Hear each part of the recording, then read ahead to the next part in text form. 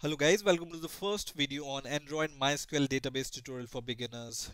In this video series, we are going to learn how we can create an Android app using MySQL database which is running on some web server. So let's see what are the requirements. First of all, we are going to need a MySQL database, and then we want to use a web server. Web server can be an Apache web server or Nginx web server or any other web server. We can also use a web server which is running on web hosting, right? Now we are also going to need a server-side scripting language. In our case, we are going to use PHP for server-side scripting. So this server-side scripting language will help us to query the database and cater the result. And the last, we are going to need Android development environment which we are already using, which is Android Studio. Now there are different ways of getting these databases and web server and scripting language together. So for testing purposes, what we can do is we can download and install a WAMP server. And what is a WAMP server? WAMP server is a Windows web development environment, and it allows you to create a web application with Apache, PHP and MySQL database. Alongside, it's also going to give you PHP MyAdmin, which allows you to manage your database easily. Okay, so this is the first option which we can use for creating our first Android application for and for testing our application. Now for practical uses, we can use web hosting and a server which is running on some web hosting website like GoDaddy or HostGator or Google Hosting or any other hosting website. Okay, so what is web hosting? Web hosting is a service which you can use to host your website, and it generally comes with a file system and database integrated, so we can use this web hosting also. So I'm going to give you both examples using WAMP web server also and this web hosting also, so you can create online MySQL database using Android application, right? So first of all, we are going to create an application using WAMP server. It comes with MySQL, Apache and PHP MyAdmin. So let's download and install WAMP web server, and then we are going to write some PHP scripts to query our database, and then we are going to create our Android application. So first of all, open your favorite browser and search for WAMP server. And the first result most probably which will appear here will be from wampserver.com/en for English. Just click this link here, and this is the website from which you can install WAMP web server. So you can read more about WAMP server in here and how you can install it. So to download WAMP server executable file, you just need to click download section here, and in here you have two options. One is WAMP server for 32-bit operating system, and second is the WAMP server for 64-bit operating system. I have 64-bit operating system, so I'm going to click this option, right? Now in here you can read the prerequisite for installing the WAMP server. So you can read here, don't use previous WAMP server extension or add-ons. So you must not have any other or previous version of WAMP server when you are installing it, right? The second warning here, it says that this web server requires Visual Studio 2012 VC11 executable file. So to install this web server, you need to have Visual Studio 2012 VC11, and to download and install it, you can just click this link. So first of all, I'm going to click this link to install this executable, and then we are going to install web server. So just click this Microsoft website link, and in here you can see we are going to install Visual C++ redistributable for Visual Studio 2012 update 4. Okay, select your language and click download, and in here we are going to check this first option, which is for 64-bit operating system. If you have 32-bit operating system, you can choose the second option, or if you have ARM device, you can choose the third option. So in our case, we are going to choose the first option. Then click next, and now the executable will be downloaded. You can see our executable is downloaded. So just click this executable file here, and then click run, and then just check this checkbox to agree with license terms and condition, and click install and click yes. And once Visual C++ distributable installation is complete, you can just close it, and once again you can open your favorite web browser and then search for web server, and then go to the same website, webserver.com, and then once again go to downloads here, and then once again click the web server option, and then this time you need to just click download directly. Okay, so it's going to download this web server executable, right? So we will wait for this web server executable to download. It's not a big file, it's just a 41.5 MB file, so it's going to download in a few seconds.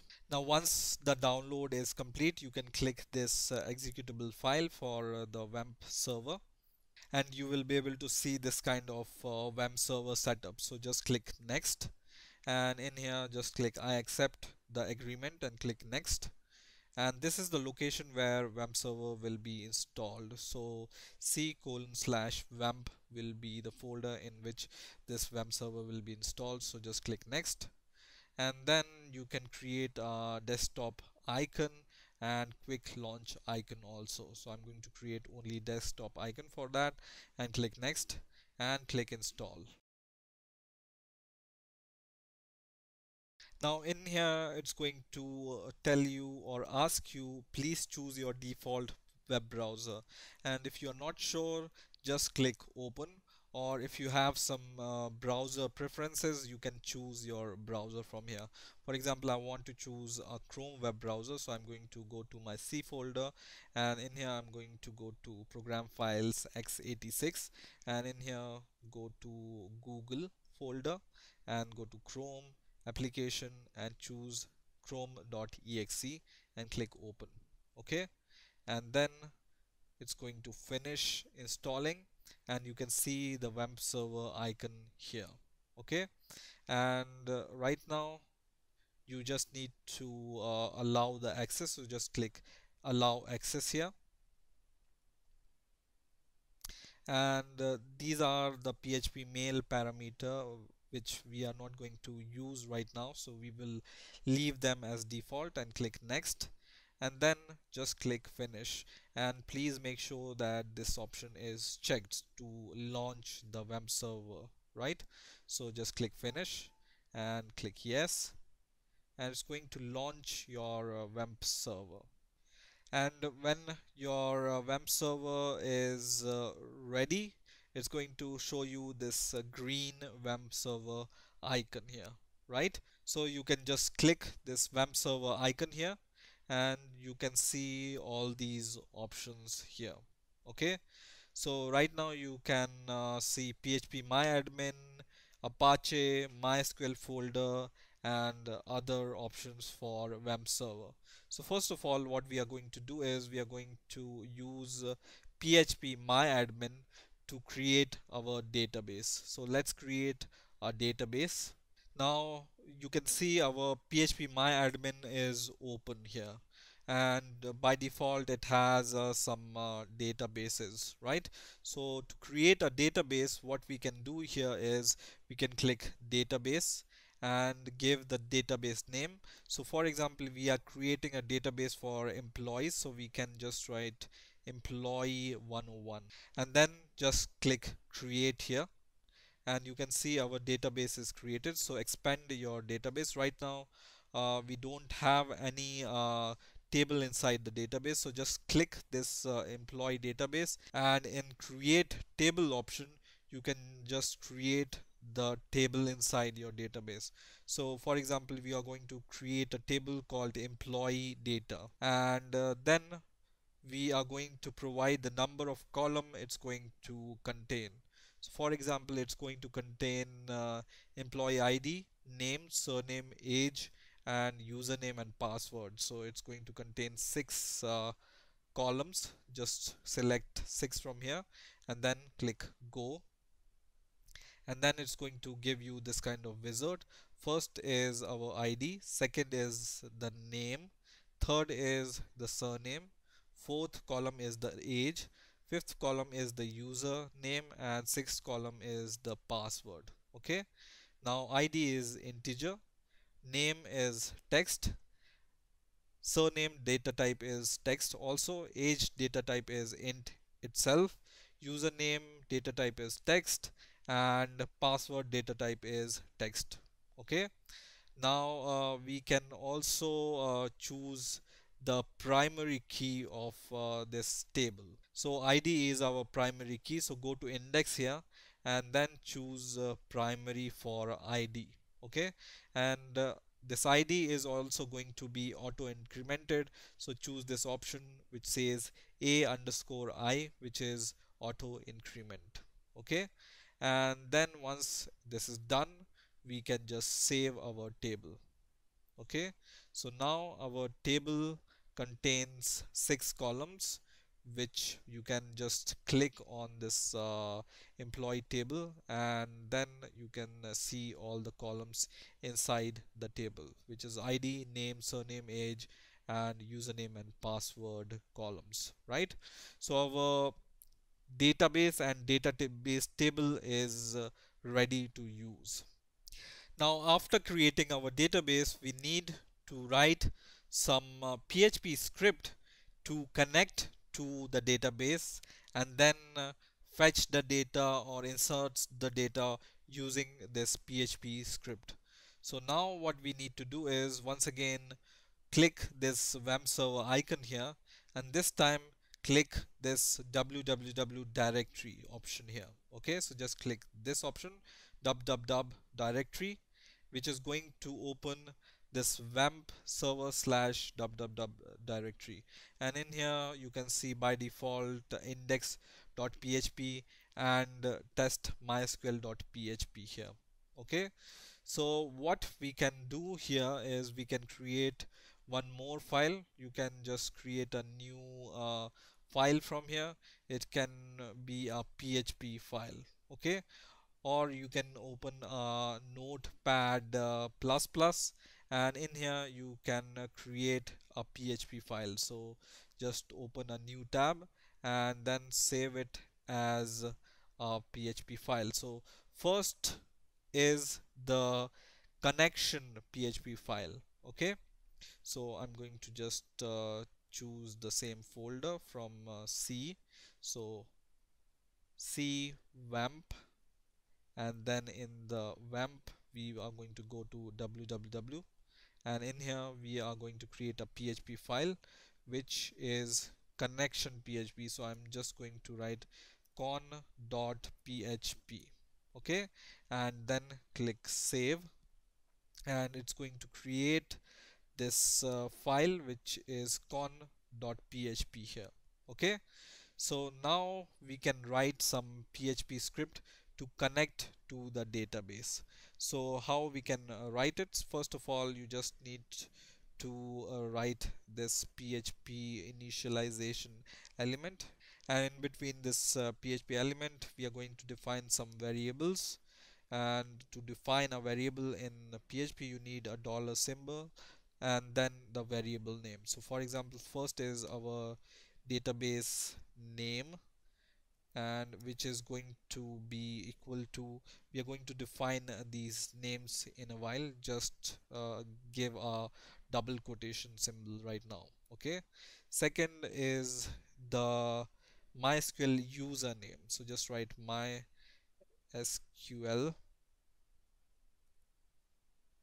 underscore username, okay, is equal to, leave it blank for now. And then third option is the MySQL password. Okay, so just write MySQL, for example, password. Okay, and the fourth option is the server name, right? So the fourth option is the server underscore name. Okay, so now first option is database name. So database which we have created is this database, which is employee 101, right? So just copy the name of the database and go to your PHP file and give the name of your database, right? The second option is the MySQL username.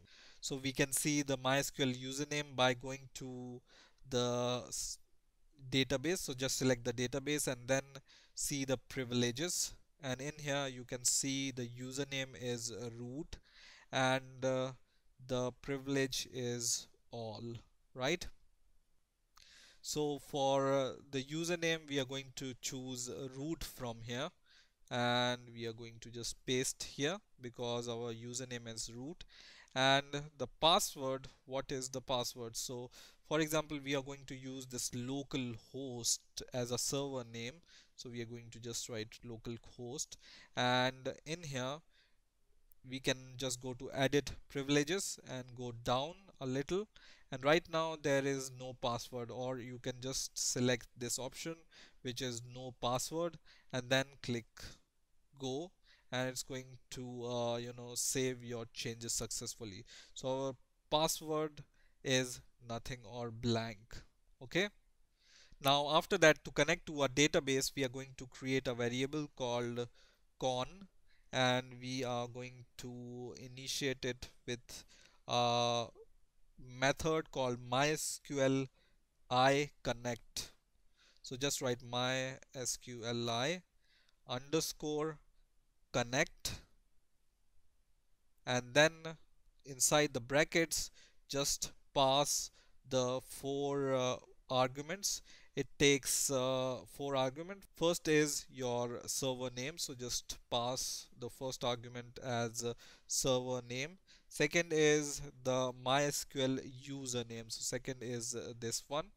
Third is MySQL password, so just copy this variable and paste it here. And the fourth is the database name, so database name is this one. Okay, so these are the four arguments, right? Now to check if the connection is successful or not, you can just give this condition if, and inside the if statement you can just write this variable con, which gives you the boolean result, and then inside these brackets, if the connection is successful you can echo something, so you can just write echo connection success. Otherwise, in the else condition just write else here, and then in the else condition you can echo connection not success. Okay, so just write echo connection not success. Okay, and then save everything, and then open your web browser, and in here you just need to first of all write localhost, which is going to give you this kind of web server options like this, right? And then whenever you give localhost slash con.php, which is our file name, if you remember inside our www folder we have this con.php file. So in your browser you just need to write localhost and then slash con.php, right? And when you click enter, it's going to give you connection success if your connection is successful. Otherwise it's going to give you connection not success. So let's edit our these values so we can know that it gives the right result. So I will change the database name to a wrong database name and save it, and once again refresh this localhost slash con.php, and now it's going to give you this error report, right? And it says connection not success. So we know that whenever we write the right parameters, it's going to give us the connection success, right? So right parameter gives the connection success. Okay, so in this way we know that our PHP is able to connect to the MySQL database, right? Now we are going to create one more PHP script. So I'm going to just create a new PHP script, and I'm going to save it as, for example, login.php. So just write login.php and click save here. And once again, I'm going to just give the PHP initialization tag. And in here, first of all, we are going to import this con.php, which gives us the connection, right? So we are going to require, first of all, so just write require and then inside the double quote con.php, right? So this is going to import this connection, and then we are going to create two variables. One is user underscore name, which we are going to give in a while, and right now we are going to leave it as blank. And second variable name is the user password, so just write user pass and leave it as blank for now, because we are going to enter some data inside the table, and then we are going to check against it. Okay, and then we are going to prepare a query. So just write MySQL, for example, query. Okay, query for QRY, and in here we want to check if the username and password is correct. So we can just write select some element, or you can just write select asterisk, which is a wildcard for selecting everything from your database name. So our database table name is employee data, if you remember. This one is our database table name. So just copy the same name and paste it here, and then just write where clause, and in here we are going to check username and password, right? So we want to check the column name username and password, right? So where username like your username variable, so in the single quotes you just need to copy this variable and paste it here, and then just give a space here, and in here after that just write end, and then take your password column name, which is this one, and paste it here, and then once again single quote, and inside the single quote you just need to give your user pass variable name, which is this one, right? So I'm going to just minimize this a little and just paste it here. Okay, and don't forget to give this semicolon before this double quotes and after this double quote also. Now we are going to execute this query. So we want to create a variable called, for example, result is equal to, and then we need to call a method called MySQL MySQL underscore query. So just write MySQL query, and as an argument we need two parameters. One is the connection variable, which we have here in connection.php, which is this one, and the second argument is our query, which is this one, right? And then we can evaluate our result using if condition. So just write if our query provide more than one line of result, then we know that username and password is correct.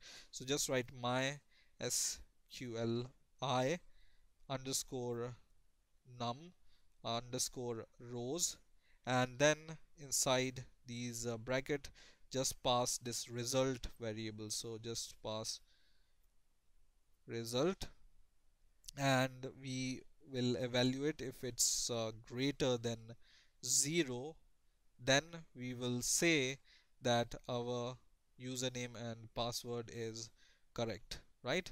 So in the echo we can just echo login success, right? So just write login success, okay? And otherwise, if there is no result, we are going to echo that login is not successful. So just copy the same and just say login not success, okay? And save your code. Now in your database you don't have any data, so these two variables we have left right now blank, but let's insert some data inside our database. So just select your employee data table and select this option which says insert here. So just select this, and in here we are going to insert some data. So for example, employee ID 1, name is Tom, and the surname is, for example, something, and the age is 22, and username is 123, and password is 123, okay? And just click go. It's going to insert this username and password, so go to browse once again, and now you can see this data is added to your table. Employee ID 1, Tom, Ben, age is 22, and username and password is 123 and 123. So when we write here 123 123 and password is also 123 and save it, and in here I think this should be MySQL I query. So instead of MySQL query, you need to write MySQL I underscore query, right? And save your PHP file. Go to your web browser and just write localhost, and then this time you just need to write login.php, and now it's going to give you connection success and login success. That means your login is success using the PHP script. So right now we are done installing our web server, and we are done writing our PHP scripts. So in the next video what we are going to do is we are going to create our Android app, and we are going to connect it to our MySQL database using this PHP script. So stay tuned and please rate, comment, subscribe, and bye for now.